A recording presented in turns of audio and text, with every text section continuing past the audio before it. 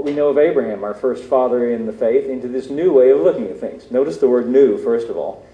We've been talking about renewing the mind, and we've been talking about, what did I read in 2 Corinthians 5:17? The New English Bible said, when anyone's joined to Christ, united to Christ, there is a new world, a new order of things. So Paul is saying this, we have a new way of looking at things. Okay, how do we use Abraham in this new way of looking at things? Verse 2.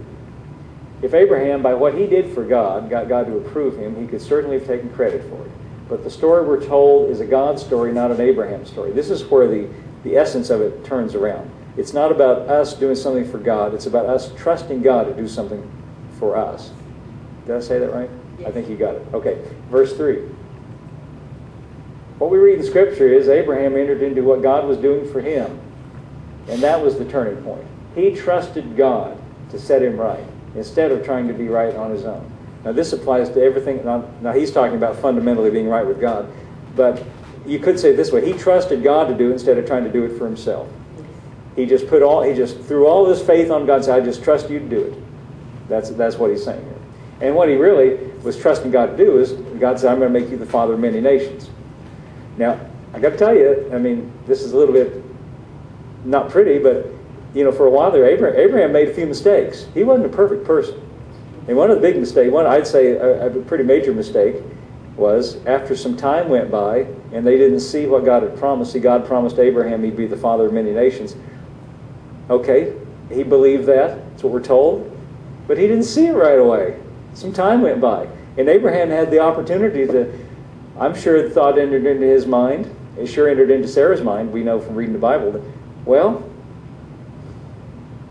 he said it, but it doesn't feel like it. Doesn't seem like it. I don't see any evidence of it. So Sarah had the idea, well, God said you'll be the father of many nations. Maybe what we need to do is, I'm barren, so they just put their heads together and came up with a little scheme, This is how the world does things. I would say this is an example of carnal thinking, worldly thinking. She said, well, here's one way of doing it. I've got a handmaid, and she's young, probably, fertile, of childbearing age. Why don't you just go spend the night with her, and she'll get pregnant, and then that'll be your offspring, and then that'll make you the father of many nations. So, okay, they give that a try, and then a child's born. And Abraham's probably pretty happy with that. Then God comes back in and says, no, Abraham, that's not what I had in mind. Whoops. So that was a mistake, wasn't it? Yeah, it was kind of a mistake. And I like that for one reason, because we are prone to making mistakes sometimes, and sometimes we think, because I make mistakes, then I'm disqualified. No, God didn't disqualify Abraham from receiving his promise because he made a mistake. But he did come and tell him, no, that's not what I had in mind. What did he have in mind? He had in mind that he was going to do it all. And what Abraham and Sarah were supposed to do was just live their lives and trust him. Live their lives and believe in him. Live their lives and go on with their lives. I mean, I'm saying it that way because using Abraham and Sarah as an example, I didn't want you to think that they just stood stock still and didn't move. They went on with their lives. They lived like husband and wife, and then God caused this miraculous child to be born. We're told in Scripture that Sarah was barren, but Abraham, he obviously had the capacity to produce children because he did with the handmaid. But God waited until Abraham's body was dead. That's just a polite way of saying he couldn't conceive children. So now two of them in an impossible situation. And that's when God did what he did, when they were both powerless. And I think that's an interesting thing to say. And what that makes me say is, I don't want to wait around for years and years till I come to the realization that I'm powerless. I'll just surrender right now and say, I'm powerless. God, you got to do it all. So anyway, he entered into what God was doing for him. He trusted God to set him right, instead of trying to be right on his own. Verse 4. If you're a hard worker and do a good job, you deserve your pay. We don't call your wages a gift. That's right. But if you see, listen to this now. Listen to this very carefully. If you see that the job is too big for you, now that's an important realization. Whatever it might be, if you can come to the realization that this is beyond what I can do, it's too big for me to accomplish. I think that plays into what we were saying before about Abraham and Sarah. If you can see the job is too big for you, that it's something only God can do, and you trust him to do it. Now what most people do is they would say, well, if the job's too big for me, it can't be done. I give up.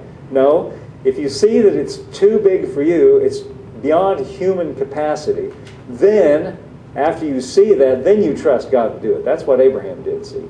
If you say, there isn't any solution, I can't make this work, then God's got to do it. See, that's what he says. It's something only God can do, and you trust him to do it. You could never do it for yourself, no matter how hard or how long you work. Well, that trusting him to do it is what gets you set right with God, by God. A sheer gift. That's the way it works. That's a nice thought, isn't it? Yes.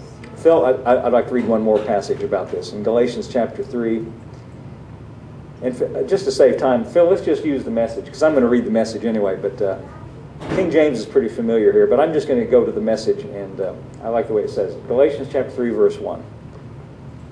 Now, the Galatians were in a situation where they became Christians based on Paul's preaching, but then they got it in the mind, like a lot of Christians do, that now it's up to me, that I've been accepted into this exclusive club, and now it's up to me to make myself worthy and to perfect God's work. He got me started, but I take over from here. No, and Paul's saying, no, it isn't like that. So I'm going to start with the Message because I think it's very plain, just to save time. You crazy Galatians. That's a funny way to address people. Paul's pretty mad when he wrote this. If you want to see an upset guy writing, just read the book of Galatians. Just pick it up, any translation. It'll come across to you pretty clearly how upset and mad he is. He is just beside himself. I would have liked to have been there and seen it. He's probably pulling his hair. He's really frustrated, I think, when he writes this. So he says, you crazy Galatians. You know why he's so upset was because they were Christians based on his preaching. I know what he's thinking. Why did you forget what I preached to you, is what he's saying. Because I'm sure he thought of himself as a pretty effective speaker. Did someone put a hex on you? In other words, have you been mesmerized or hypnotized? Have you taken leave of your senses? Something crazy. You can see he's really upset here. Something crazy has happened, for it's obvious you no longer have the crucified Jesus in clear focus in your lives. His sacrifice on the cross was certainly set before you clearly enough. Well, who did that? Well, he did that. That means he preached about Jesus on the cross being the solution for our problems. By God putting what disqualified us and everything wrong with us onto Jesus. That's the way he preached it. So he said, I said it before you clearly enough. Why did you forget about it? Okay, next verse. Let me put this question to you. How did your new life begin? That's a good question, isn't it? How does your new life begin? This new world that we've entered into, this new order of things. What's the beginning? Was it by working your heads off to please God, or was it by responding to God's message to you? Well, which is it? What starts us off as Christians? Is it because we're working so hard and God looks down from heaven and says, look at them working so hard. They just got a little bit more, just give them that little extra push. No, it's not like that at all. You know, when most people become Christians is at the lowest point of their life, most of the time, in a crisis, when they realize that the job's too big for them. You see a kind of a connection to that? So he says, was it because you were so great? Is that what started your new life? Or the reality is that we just simply respond to God's message to us. We just respond to the gospel when we finally hear it, when it finally gets through to us, when we finally understand that he's just asking for us to put our faith in Jesus. So which is it? Well, it's obviously the second one. This is a rhetorical question. He knows the answer, and he assumes they know it too. So he's trying to make a contrast to say, listen, Galatians, just remember, you started off as Christians because you just responded to the message. You responded to the message. You said, yes, I agree with it. You didn't add anything to it. You just said, yes. It was by grace, you see, and by grace through faith. That's what starts us. Okay, next verse. Are you going to continue this craziness? Listen to this. For only crazy people would think that they could complete by their own efforts what was begun by God. Listen to that. Only crazy people would think they could complete by their efforts what... In other words, if God started it, he's big enough to conclude it.